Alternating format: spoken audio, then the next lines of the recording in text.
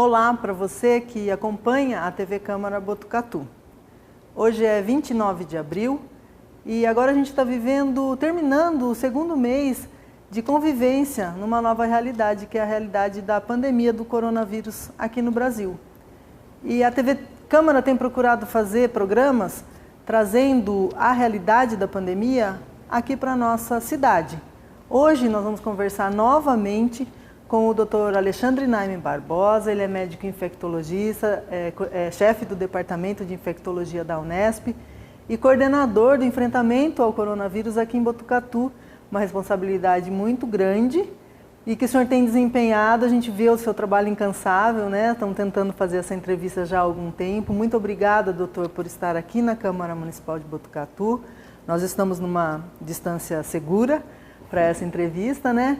Para a gente conversar um pouquinho sobre a evolução, né? Esse panorama. Há 2 meses praticamente a gente gravou uma entrevista e não havia casos de transmissão local, comunitária aqui no Brasil, não havia casos em Botucatu, não tinha chegado a pandemia nos Estados Unidos, por exemplo. A gente lembra naquela reportagem, naquela outra entrevista, o senhor falou 1000 casos na China, a gente não sabe como vai ser isso, o clima aqui no Brasil. Bom, 2 meses depois, como é que está o cenário dessa doença? Como que evoluiu, né? O que a gente já sabe sobre o coronavírus?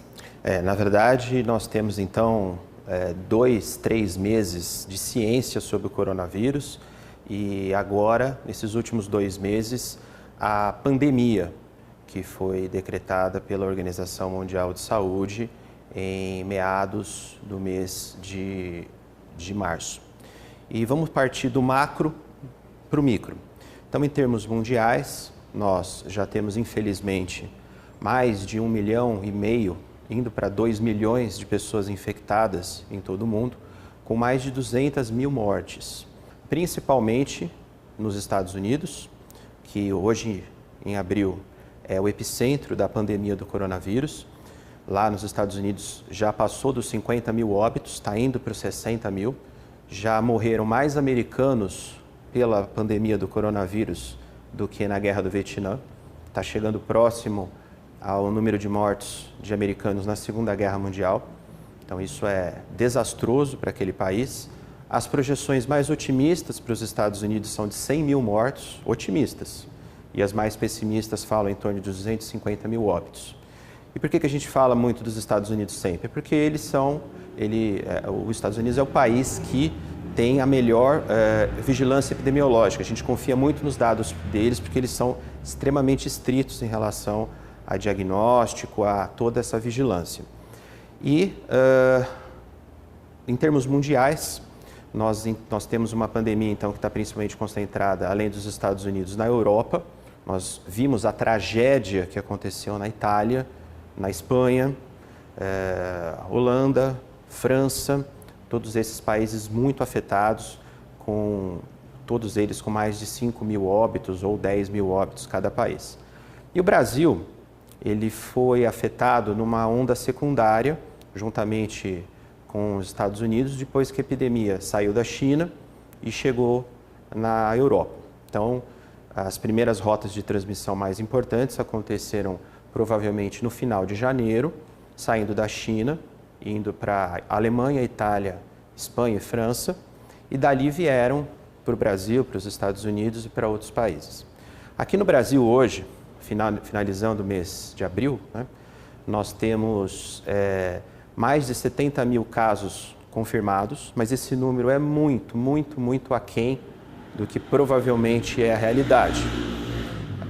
Vários estudos sérios colocam que a cada caso notificado confirmado, existem 10 prováveis infectados. Então, a gente está falando na ordem de 800 a 900 mil pessoas infectadas no Brasil.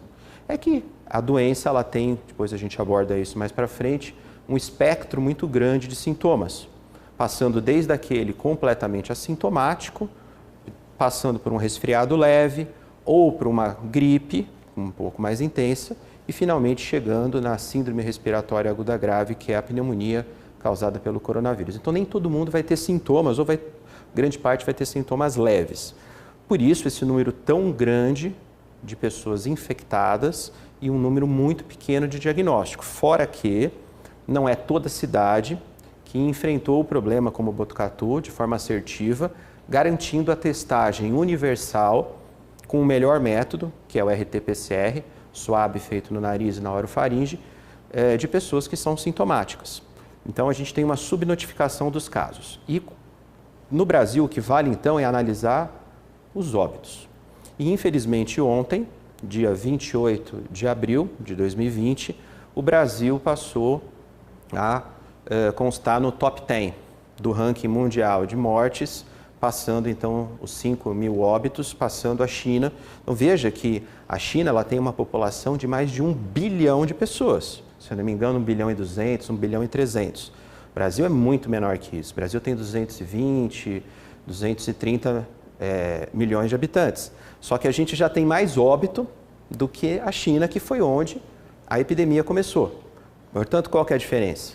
A China conseguiu, com o isolamento em massa da população, conter muito melhor do que o Brasil e outros países, né? Os Estados Unidos também é um outro exemplo grande disso, situação muito pior que o Brasil. Então, existe essa questão direta entre conseguir fazer o isolamento em massa da população e a transmissão do vírus e o controle. Indo agora para um cenário menor, estado de São Paulo. O estado de São Paulo vive diferentes realidades. Existe a realidade da capital, onde a epidemia começou em termos nacionais, afetando o setor privado, porque o início da epidemia foi de pessoas que viajavam para a Europa e chegavam, essas pessoas têm maior poder aquisitivo, iam para os hospitais privados mais caros, o Einstein, o Sírio-Libanês, HCOR, e no começo realmente esses hospitais ficaram sobrecarregados e depois a epidemia se democratizou para toda a cidade de São Paulo, a capital, e agora o grande foco é a periferia, que a gente sabe que vai conseguir aderir menos ao isolamento social, porque eles têm uma dependência econômica do trabalho informal, do trabalho do dia a dia, eles não têm carteira assinada, fora que as condições de vida dessa população também não permitem a eles um distanciamento, cada um na sua casa, cada um no seu quarto. Muitos deles vivem numa casa com 1 ou 2 cômodos, 10, 12 pessoas, então já era previsto que isso ia acontecer. Então, o setor público, hoje em dia, na capital, está completamente sobrecarregado. As UTIs públicas estão lotadas. É que São Paulo, a capital, se preparou para isso, esse timing, né? Por isso que a gente fala tanto de achatar a curva, e preparou, por exemplo, hospitais de campanha no AMB, no Pacaembu, no estádio do Ibirapuera, naquele estádio de atletismo que tem ali no Ibirapuera, e agora consegue ter pelo menos leitos disponíveis. Muito bem, e o interior de São Paulo? O interior de São Paulo não foi tão afetado quanto a capital, justamente porque a capital começou um isolamento social muito cedo. Provavelmente isso afetou demais a transmissão lá pelo final de março, 23 ou 24 de março, o fechamento das escolas. Então isso fez com que o vírus não saísse tanto da capital. Botucatu foi, por exemplo, é um exemplo de como isso aconteceu no interior, afetado num primeiro momento de algumas pessoas que ainda estavam em trânsito entre São Paulo e o interior nas primeiras semanas de março, tanto é que os primeiros óbitos todos foram de pessoas que se infectaram fora, não foi de transmissão comunitária. E devido a toda a questão também que localmente Botucatu fez do isolamento social e do cumprimento agora da testagem universal, Botucatu tem conseguido controlar com bastante eficácia a transmissão comunitária. Nós temos sim transmissão comunitária em Botucatu, a testagem está sendo feita há mais ou menos 2 semanas, nós temos pelo menos de 12 a 15 casos diagnosticados na comunidade, de pessoas que se infectaram muito provavelmente na cidade, mas não é um número tão alto quanto poderia ser se o isolamento social não fosse feito tanto na esfera estadual quanto na esfera municipal. Então hoje Botucatu conta com 53 casos confirmados, entre casos internados, casos que já foram a óbito e casos da comunidade, e 4 óbitos, o que é relativamente satisfatório do ponto de vista de saúde pública. É lógico que a gente lamenta cada óbito, eu infelizmente acompanhei pelo menos 3 deles e é trágico para a família, mas em termos de saúde pública é muito menor do que a gente vê em outras cidades, por exemplo, como Manaus, que é o exemplo negativo do Brasil. Por quê? Manaus não se preparou em nenhuma das etapas. Não fez o isolamento social quando deveria fazer, não preparou a rede pública, fazendo hospitais de campanha, UTIs improvisadas, alugando espaços, alugando hospitais privados. E agora, infelizmente, o número de óbito por 100 mil habitantes de Manaus é 10 vezes maior do que no Brasil como um todo. Então, quem não se preparou, agora, infelizmente, está pagando o preço. Doutor, e o preço se paga com vidas, né? Com muito sofrimento, mesmo quando a pessoa não chega ao óbito, não morre, passa por um processo muito lento de recuperação, UTI, desgaste para a família, além da sobrecarga ao sistema mesmo, né? Mas o senhor falou algumas coisas que eu queria recuperar na sua fala aí, né? A questão da quarentena, do isolamento social. A gente tem ouvido falar muito sobre isso, né? Eu acho que todo brasileiro, não é possível, né, que tem um brasileiro que já não tenha ouvido em algum momento. Está em isolamento, está em distanciamento, está em quarentena, lockdown, vertical, não sei o quê. O senhor poderia explicar assim, de uma maneira bem fácil para o nosso público entender, assim, bem objetivamente, qual que é a diferença e o que exatamente a gente está vivendo aqui em Botucatu, né? Qual é a nossa realidade hoje aqui? Então, em termos, vamos partir também de novo, do macro para o micro, do maior para o menor. O que foi implantado desde o final de março, tanto no estado de São Paulo quanto aqui em Botucatu, foi o isolamento populacional em massa. Então, é aquela campanha do Fique em Casa, dizendo que as pessoas não devem sair da sua residência, a não ser para atividades essenciais, para evitar o contato pessoa a pessoa, porque o vírus é de transmissão respiratória, ele se transmite por gotículas, e quando eu não tenho esse tipo de contato pessoa a pessoa, quando eu evito a aglomeração, eu evito a transmissão. O vírus também se transmite por contato, quando essas gotículas caem numa superfície, e aí a pessoa põe a mão, leva a boca, nariz ou olho. Então, quando eu evito o contato de pessoas, eu evito a transmissão. Então, por decreto, tanto estadual quanto municipal, e obviamente as autoridades políticas, o governador e o prefeito salvaram muitas vidas, eu sempre falo isso. O político nessa hora, se ele tomar medida assertiva, ele salva vidas. Fez com que a transmissão caísse bastante. Então, isso é o isolamento populacional em massa. Mas, quando as atividades são essenciais, por exemplo, essa entrevista ela é essencial porque leva informação de qualidade para a população, então precisa ser feito presencialmente. Então, existe o distanciamento social, que é eu deixar entre 1,5 m a 1,8 m, 2 metros da outra pessoa, porque fica muito difícil que uma gotícula saindo da minha boca alcance a sua boca, o seu nariz ou o seu olho. Essa é a meta principal. Além do que medidas adicionais, como por exemplo, lavagem das mãos sempre com água e sabão ou álcool gel, ou agora, mais recentemente, em que a gente, com taxas de transmissão mais aceitáveis, permite que algumas atividades sejam realizadas com o uso de máscara. A máscara ajuda dentro de um contexto de manter o isolamento social em massa. Então, só a máscara não iria proteger. Por quê? Porque a máscara ela acaba ficando contaminada por gotículas. E a hora que eu ponho a mão, eu contamino a minha mão. Fora que a máscara de pano, ela pode, se não for lavada e não for reutilizada, não for higienizada com frequência, absorver essas gotículas e levar o vírus à minha boca ou ao nariz. Então, aí fica, e as máscaras cirúrgicas também, mesmo as mais protetivas. Ou seja, a máscara isoladamente não funciona, ela faz parte de um conjunto de ações. O isolamento social em massa deve continuar dentro de cada realidade epidemiológica. Cada cidade, a partir do dia 10 de maio, vai receber um selo, uma cor, uma categorização entre vermelho, amarelo e verde aqui no estado de São Paulo. Se a situação epidemiológica estiver satisfatória do ponto de vista de poucos casos e leitos de UTI, leitos de hospital em número adequado, vai haver uma racionalização das atividades. Pode haver uma racionalização. Que é o que algumas pessoas estão chamando de flexibilização. Eu digo que não é flexibilizar, é racionalizar. É saber, por exemplo, algumas atividades, até para o setor econômico poder funcionar, podem ser autorizadas em algumas modalidades criativas, como por exemplo, que já existe, que é o delivery, ou o drive-thru, que impede ou minimiza esse contato pessoa a pessoa.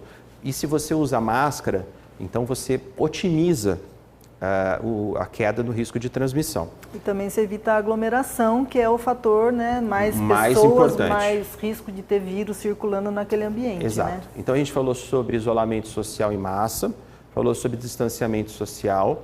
Tem um outro termo que é importante entender, que é o isolamento compulsório. Então, se eu estou sintomático, e pode ser qualquer sintoma mesmo que leve, só o nariz escorrendo, só uma dor de garganta, só espirrar, só uma tosse leve, eu não devo manter contato com ninguém, porque o paciente sintomático é aquele que mais transmite, é aquele que faz secreção, que faz com mais facilidade gotículas que vão transmitir. Então, a responsabilidade social nesse momento é muito importante. Se eu estou sintomático, se eu tenho qualquer sintomas de resfriado leve, mesmo resfriado leve, insisto, a gente chama de oligossintomático, ou de uma síndrome gripal propriamente dita, aqui no município de Botucatu a gente vai ligar no 3811 1519, que é a central Covid, e essa pessoa vai ser testada com o melhor teste, com o teste padrão ouro, que é o RT-PCR, é o suave, é um cotonete que a gente colhe no nariz e no fundo da garganta e que vai ser analisado o material genético desse... Quanto tempo demora o resultado nesse Esse resultado está durando, ele sai entre 24 a 48 horas pensando em dias úteis. E, enquanto isso, lógico, aí a explicação do termo, a pessoa fica em isolamento compulsório, porque eu estou doente e a minha chance de transmissão é maior e eu tenho, então, que ter essa responsabilidade em não transmitir o vírus para outras pessoas. Esse isolamento, no caso do Covid, se o teste der positivo, dura 14 dias, que é o tempo de transmissão médio de uma pessoa infectada pelo Covid. Então, além de 14 dias, eu tenho que estar assintomático, né? Depois que os sintomas passarem, eu espero esses 14 dias. E a orientação inicial é se acontecer, né, de você ser diagnosticado, estar com a síndrome, fazer o teste e ser diagnosticado, você num primeiro momento pode ficar na sua casa fazendo esse isolamento. Não precisa ir para o hospital, só vai para o hospital se agravarem os sintomas. Isso. E, então, quando eu devo procurar atendimento? Aqui em Botucatu, em qualquer sintoma de resfriado ou síndrome gripal, mas eu não vou no pronto-socorro. Por quê? Se eu for ao pronto-socorro, um resfriado leve, uma síndrome gripal é algo leve. Eu posso ligar no telefone, no 3811 1519, agendar meu atendimento, vai ser colhido o exame, vai ser dado uma orientação em termos de sintomático e alguns sinais de alerta, que eu vou resumir. O principal sinal de alerta, falta de ar, dispneia, é aquela dificuldade, aquele cansaço respiratório que eu vou ter para fazer coisas muito rotineiras, como por exemplo ir ao banheiro. E isso é um sinal de gravidade e aí sim eu devo procurar imediatamente um pronto-socorro, que é o pronto-socorro municipal, o pronto-socorro de adulto, que funciona ali perto da Sabesp, para que seja visto se o meu caso não é de gravidade. Porque a grande maioria das pessoas, como já foi falado, evoluem de forma assintomática, sem nenhum sintoma. Se eu não tenho nenhum sintoma, minha chance de transmissão é muito baixa, então eu não preciso ser testado, fora situações excepcionais. Se os meus sintomas são de resfriado leve ou gripe, eu ligo no telefone, no 3811 1519, e eu vou ser agendado para fazer o teste e receber as medidas de sintomáticos. Medicação para febre, medicação para dor, medicações sintomáticas e os sinais de alerta. Agora, se eu tenho falta de ar, eu me enquadro numa questão chamada síndrome respiratória aguda grave, SRAG, síndrome respiratória aguda grave. E aí eu preciso imediatamente ao pronto-socorro para ser avaliado. Então é feito todo um exame de gases no sangue para ver se eu estou com taxa de oxigênio baixo e, se necessário, vai ser hospitalizado ou na enfermaria, se for caso mais leve, ou na UTI, se for caso mais grave. Doutor, eu ouvi muitas pessoas falando que tem medo de ligar, né? Ah, mas eu vou ligar lá, quem procura acha. Depois eu estou bem aqui em casa e vai mandar eu ficar em casa, vai mandar ir para o hospital e tal. É melhor não ter medo, né? É muito importante essa sua pergunta. Eu vou contar o caso de um cidadão aqui de Botucatu, não vou falar o nome por questões éticas. Ele tem 53 anos. Na segunda-feira da semana passada, ele já estava com sintomas gripais, já fazia uns 5, 6 dias, com febre, com tosse seca, e ele ligou para a central Covid aqui do município de Botucatu, foi testado na terça-feira. E aí no dia seguinte, na quarta, saiu o resultado e avisaram, falou, olha, seu teste Covid deu positivo, você vai ficar isolado, vamos ver como é que está a sua família, quem está com sintoma, quem não está. Aí ele contou, eu não falei no dia da consulta, mas eu estou sentindo uma falta de ar. E ele só levou em consideração a falta de ar depois que recebeu a notícia do teste Covid positivo. Quando obviamente a gente pediu para ele ir ao hospital, quando a gente fez a tomografia dele, ele tinha mais de 70% do pulmão comprometido pelo Covid. Ele provavelmente estava minimizando os sintomas, porque muita gente faz isso, né? Mas o caso dele era grave, e os gases no sangue, o oxigênio no sangue dele, a taxa de oxigênio estava baixíssima. Ele foi para a UTI, não precisou ser entubado, ficou 2 dias na UTI, com oxigênio-terapia com máscara, conseguiu sair bem, agora já está na enfermaria de novo, provavelmente daqui a pouco eu vou dar alta para ele, mas mostra que quanto mais cedo eu procuro a central, eu vou procurar atendimento médico, aqui em Botucatu tem isso, não precisa sair de casa, é só um telefonema que você faz. Eu consigo fazer um manejo precoce. E essa é a chave do sucesso terapêutico, do sucesso médico na Covid. Se o médico avalia um paciente precocemente, ele pode fazer a internação se for necessária, prescrever o oxigênio, prescrever as medicações sintomáticas e observar esse caso, se necessário mandar para a UTI com precocidade. A única paciente nossa que foi para a UTI e sobreviveu, foi uma paciente que a gente fez uma intubação precoce, porque ela procurou o hospital, procurou o serviço de saúde precocemente, então deu para a gente manejar o caso de forma adequada. Quando o paciente já vem numa fase tardia, a intubação ela é tardia, geralmente, infelizmente, o paciente vai a óbito. E ainda falando dos termos que a gente estava definindo, né, nós falamos sobre o distanciamento social, sobre o isolamento populacional, o isolamento compulsório, tem a questão do lockdown. Lockdown é uma medida extrema que foi feita inicialmente lá na província de Wuhan, e foi por isso que funcionou, por isso que a China teve menos de 4 mil óbitos, enquanto que vários lugares do mundo têm uma explosão, que é fechar tudo, inclusive com polícia na rua. Você só pode sair uma pessoa de casa para comprar os itens básicos, o que provavelmente algumas cidades brasileiras vão precisar fazer, como Manaus. Manaus já está numa situação de calamidade, de que seria necessário o lockdown, fechar tudo mesmo. Seria um isolamento populacional extremamente rigoroso, que no Brasil, por enquanto, Manaus, talvez outras cidades do norte precisem. Bom, aqui a gente tem esse cenário aparentemente positivo, como o senhor estava falando, e a gente conversou um pouquinho antes da entrevista, né? Dizendo de que Botucatu se preparou mesmo, né? Cientificamente, foi atrás, politicamente também, teve as medidas, houve uma união aí das forças para fazer funcionar a central da Covid, fazer funcionar as unidades as unidades de saúde como primeiro procura, né, primeiro lugar de procura do cidadão. Houve resposta positiva da população na questão de ficar em casa, né? Então, assim, essa primeira etapa, esses primeiros 60 dias, que é muito novo tudo, a gente foi num ritmo aparentemente positivo. Era o que vocês esperavam, era o que vocês desejavam ter chegado nesse momento aqui, com esses números, apesar dos óbitos, né, que ocorreram. Vocês estão, assim, avaliam positivamente a resposta de Botucatu nessa primeira etapa, sim? Botucatu se comporta como exemplo de uma cidade que soube enfrentar a pandemia do coronavírus, porque muito precocemente foi montado um comitê em nível municipal de enfrentamento, que foi composto pela figura do chefe do Poder Executivo, junto com o secretário de Saúde, junto com cientistas, tanto do ponto de vista epidemiológico, quanto do ponto de vista clínico, e também com os diretores dos principais serviços de saúde e com o núcleo de vigilância. Então, esse comitê, desde os meados de fevereiro, quando a gente nem tinha ainda os primeiros casos aqui no Brasil, já antevia medidas de enfrentamento, que foram nos mais diferentes níveis. Eu digo que é um exemplo mesmo, porque nós temos atenção ao Covid, desde da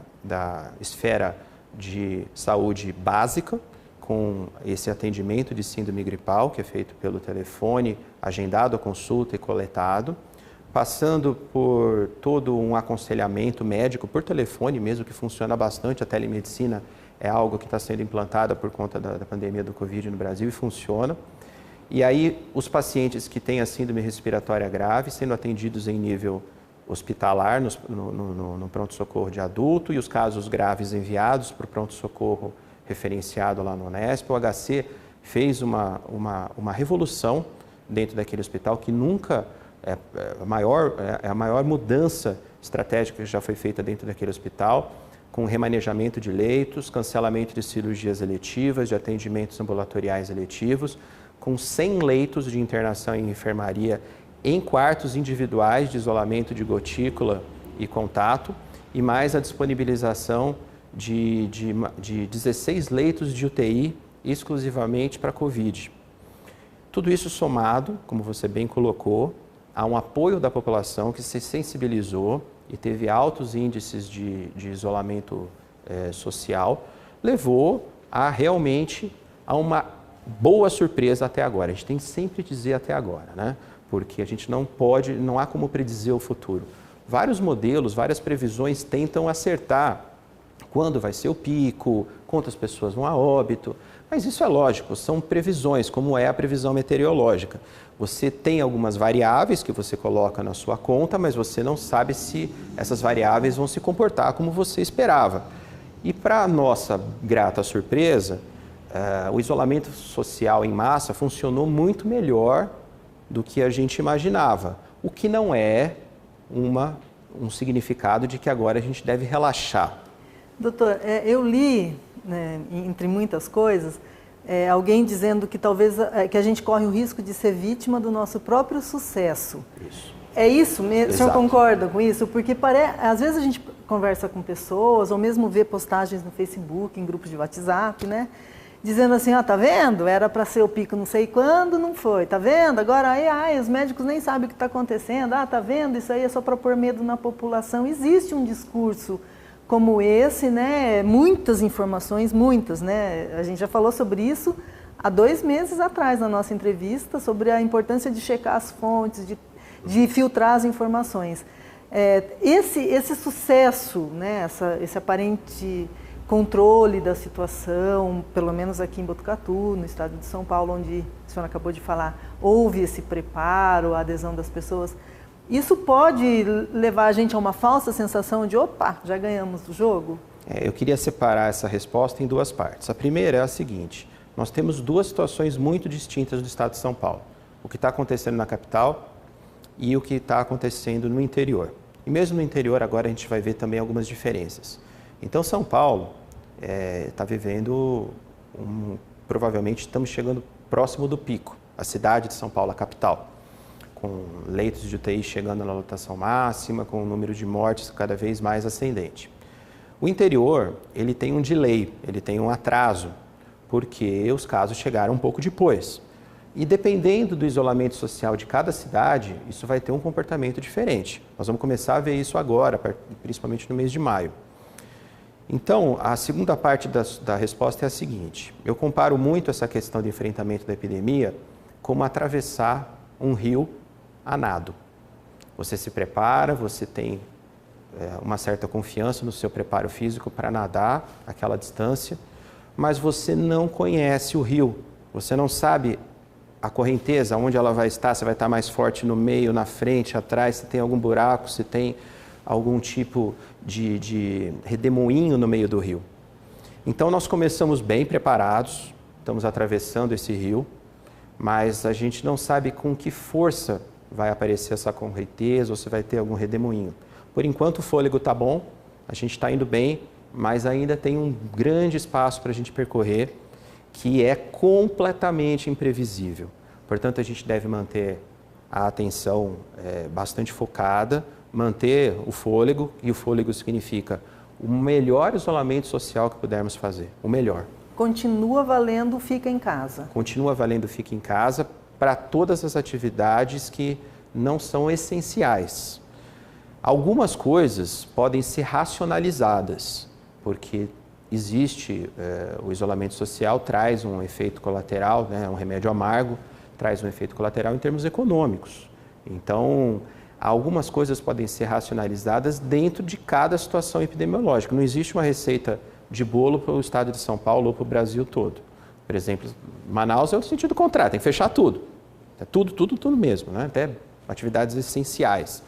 Agora, dependendo da situação epidemiológica, principalmente a partir do dia 10 de maio, que é quando o decreto estadual tem validade, algumas cidades, provavelmente Botucatu, se continuar nesse ritmo, a gente vai poder racionalizar algumas coisas. Mas isso tem que ser discutido e está sendo discutido setor por setor. Setor de comércio, de rua, setor de academia, o setor de escola, o setor de igreja, o setor de trabalhadores da arte e por aí vai. Racionalizar é diferente de flexibilizar. Então, por exemplo, uma coisa do comércio que dá para racionalizar é a questão, talvez inovadora, que Botucatu vai promover, que é a do drive-thru. Sempre em consonância com o decreto estadual, para não infringir uma regra que é maior que a nossa. Então, o Ministério Público ele está atento, junto com a gente, nesse sentido, de poder fazer uma racionalização que nos permita não ser irresponsáveis. Então, é o que você falou, a gente não pode ser vítima do próprio sucesso. Não é porque Botucatu teve um número de casos, um número de óbitos que é muito inferior à capital, que a gente pode relaxar no isolamento social. A gente tem que fazer as coisas muito pensadas. E lembrar que essa epidemia vai mudar a realidade. Nós não vamos voltar àquela normalidade que era antes. E isso talvez seja muito bom. Nós vamos aprender etiquetas sociais de saúde, que é evitar o contato muito próximo com as pessoas, porque tem outros vírus, não é só o coronavírus. Tem o influenza, vírus de resfriado, tuberculose, sarampo, que se disseminam da mesma forma. Evitar o contato próximo com pessoas, principalmente aquelas que estão doentes. Durante muito tempo vai valer a questão do uso da máscara, sempre em adição com o isolamento social. Então, tudo isso tem que ser tomada a decisão semana por semana. Existe uma pressão muito grande, todo mundo quer saber, né? Pergunta de $1 milhão. Quando vai acabar a quarentena, né? E aí a última coisa, quarentena. Quarentena é um termo muito usado, mas ele serve para ser colocado para quando eu tive contato com alguém doente e eu não sei se eu vou desenvolver sintomas. Isso é a quarentena, mas é usado num sentido amplo, né? De fechamento do comércio e tudo mais. Ninguém tem essa resposta, porque depende muito da curva epidemiológica, de casos e principalmente de óbitos, que são mais assertivos, como eu falei. E o número de óbitos no Brasil e no estado de São Paulo não para de subir. Então, não há perspectiva de interrupção do isolamento social, da dita quarentena, porque a gente não pode enxergar nenhum sucesso no futuro enquanto essa curva não estiver francamente em queda. Então, essa queda que o senhor diz, por exemplo, ontem eu estava estudando um pouquinho para a nossa entrevista e eu estava olhando os números da Itália, né, que já sofreu aquela, né, era 1.000 mortes por dia, era uma coisa que assustava, mas ontem teve 380 mortes. Que ia falar, nossa, caiu o número de mortes na Itália, mas 380 mortes é muita gente ainda. E a gente, aqui no Brasil, está assustado, porque ontem no Brasil inteiro, né, que é bem maior que a Itália, a gente teve 480 mortes, eu acho, e a gente está achando já um número alto para o Brasil. E lá que já está caindo, eles estão perto de nós.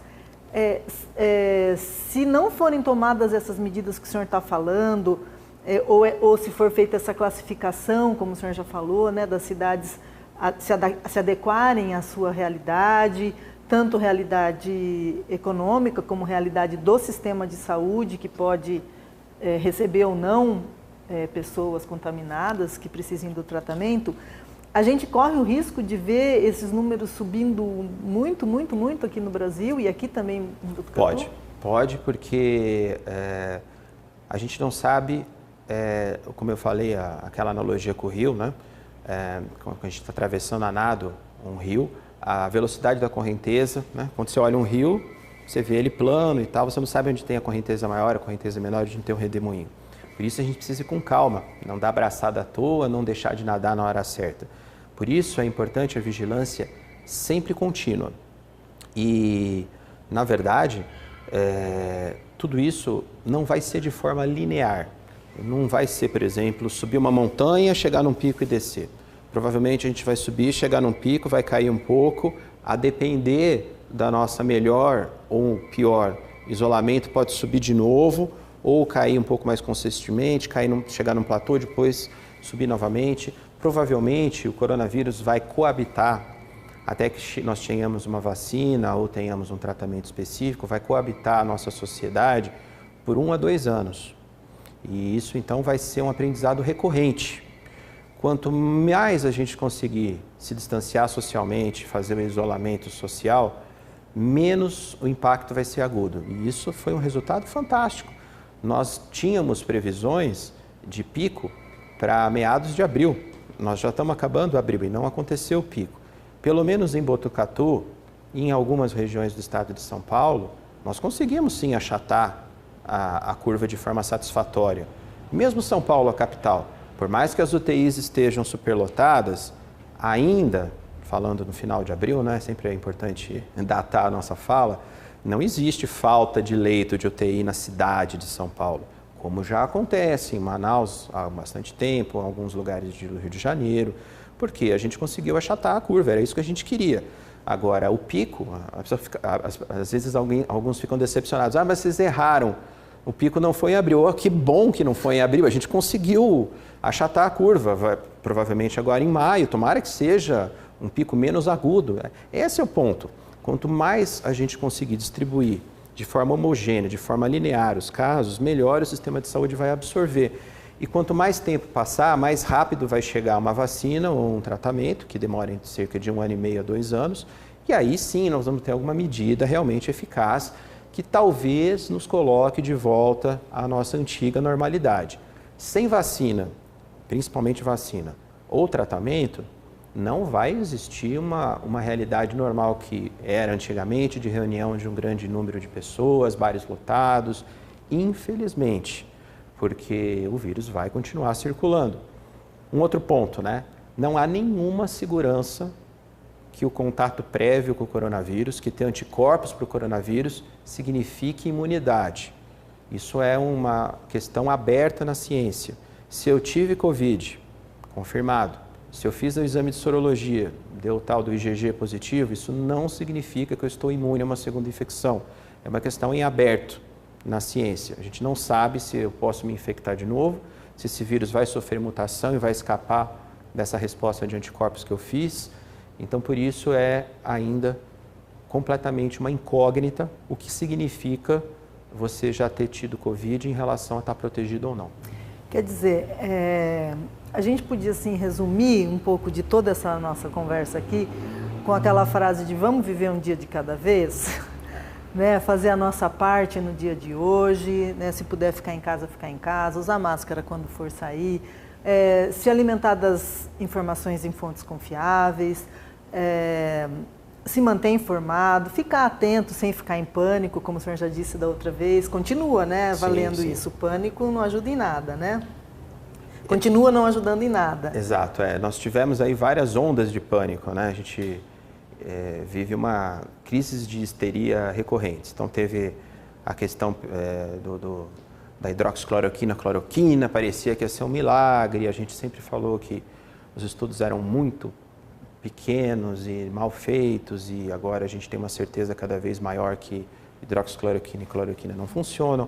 Nós aqui do Hospital das Clínicas estamos fazendo um estudo com hidroxicloroquina e cloroquina com um grupo grande do Brasil todo, mas a gente está vendo que não só pelos nossos resultados, mas os trabalhos que já foram publicados, não existe grande eficácia, que não vai servir para tratar os pacientes doentes, nem para prevenir infecção mais grave naquelas pessoas que têm quadros leves.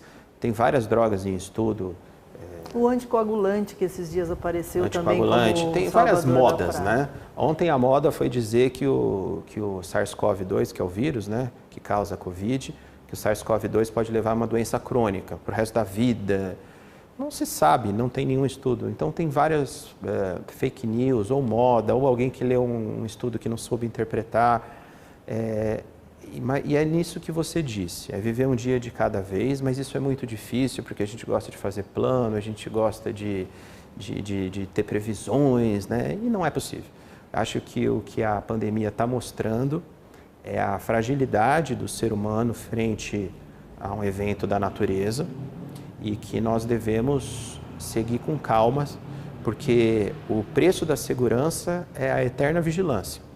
Esse é o ponto, a gente tem que se manter vigilante, tomar cada ação com muita responsabilidade, de forma racional. Por isso é que eu não gosto da palavra flexibilização, eu gosto da palavra racionalização.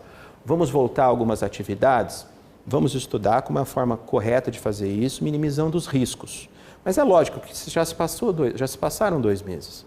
Então a população já tem um conhecimento, em termos de prevenção, muito maior do que era no passado. Então agora eu posso racionalizar algumas coisas mediante barreiras de proteção, com medidas educativas. Isso sim é possível, né, educando a população. Racionalizar, quando o senhor diz, né, pensar também antes, né, mesmo nos nossos comportamentos, né, doutor? Eu preciso mesmo fazer isso? Eu preciso mesmo sair agora, né? Então, eu preciso mesmo reunir essas pessoas na minha casa, né? A gente tem que começar a fazer esse processo do pensar antes. Acho que o brasileiro, o latino é meio impulsivo, né? E é meio assim, vamos indo.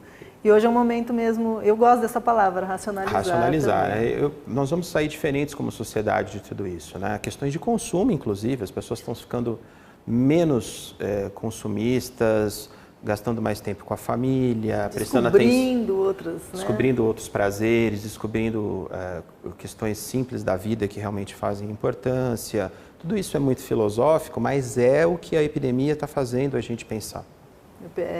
Vamos aproveitar, né? Ver como aprendizado. Só interrompendo um pouquinho aqui na TV Câmara a gente já fez um programa a respeito do uso correto de máscaras, porque também a gente vê horrores por aí, né? Então a gente já fez esse programa.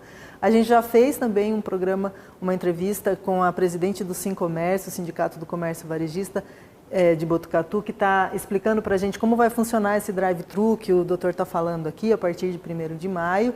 Então procura aí ou no nosso YouTube ou mesmo aqui na programação da TV, porque aqui você fica informado também sobre as medidas que estão acontecendo para a nossa cidade. A semana que vem a gente volta a conversar com o prefeito Pardini a respeito desse momento de racionalização das atividades aqui para a nossa cidade. Doutor, o senhor já falou um pouquinho, então, sobre o tratamento, né?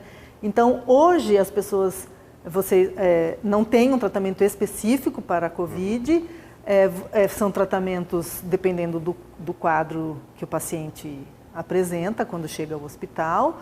Se for em casa, é tratamento gripal mesmo, né?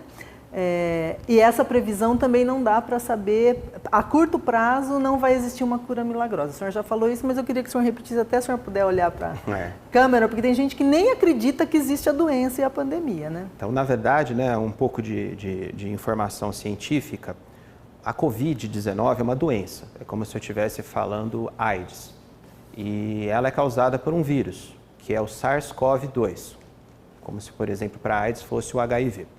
Então eu preciso inativar esse vírus de alguma forma, provavelmente com uma medicação antiviral, uma medicação que iniba alguma etapa do ciclo replicativo desse vírus dentro da célula. Então várias drogas estão em estudo, a mais famosa delas é o tal do Remdesivir, que tem estudos iniciais um pouco animadores, não são fantásticos, mas são estudos muito iniciais em seres humanos já e que nós estamos esperando. Tem outros candidatos a funcionarem como antivirais, mas tudo na esfera de ensaio clínico, de estudo. Num segundo momento, uma outra estratégia seria melhorar a imunidade. E isso foi proposto pela hidroxicloroquina ou cloroquina, mas os estudos que a gente tem até agora não mostraram nenhuma eficácia. Lembrando que ela deve ser continuada a estudar até que a gente tenha certeza que ela não funciona. Mas, infelizmente, cada vez mais a gente está caminhando nesse sentido em relação à hidroxicloroquina e cloroquina. Outras drogas em estudo, ivermectina, que é um antivermes, não funcionou. Medicações para o HIV, lopinavir, ritonavir, darunavir, também não funcionaram. Um outro antivermífugo, a nitoxazamida, está em estudo atualmente, inclusive aqui no Brasil.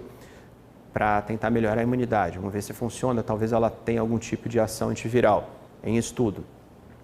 E o que mais me anima é a questão das pesquisas com vacina, porque aí eu posso, a exemplo do influenza, né, do vírus causador da gripe, impedir que uma pessoa se infecte. Então esses estudos também estão em andamento, mas resumindo, não existe nenhum tratamento específico para o SARS-CoV-2, que é o causador do Covid-19, e todos os tratamentos que a gente faz atualmente devem ser na esfera de ensaio clínico, de pesquisa científica. Tudo que é feito fora desse sentido é feito no que a gente chama de uso compassivo, ou seja, por compaixão. Às vezes a pessoa está muito próxima da morte e você prescreve uma medicação que talvez funcione. Mas isso, infelizmente, não tem evidência científica. Literalmente, é uma medida de desespero, que às vezes nós médicos fazemos. Eu mesmo já fiz, obviamente, né? Porque quando você não tem mais nada para fazer, você age de forma por compaixão, como eu disse. Mas nós temos que realmente aguardar a ciência conseguir essas ferramentas, tanto de terapêutica, que são as drogas, quanto as vacinas. Por isso, quanto mais tempo a gente conseguir achatar a curva, mais tempo impedir que o vírus circule, menos vidas a gente vai perder. Obrigada por essas informações. Aguarda um pouquinho aqui que na volta do nosso intervalo a gente vai fazer um bate-bola, um jogo rápido com questões práticas, né? Praticamente uma encenação aqui com o Dr. Alexandre Naime Barbosa, que é o coordenador, o responsável pelas ações de enfrentamento do Covid aqui em Botucatu.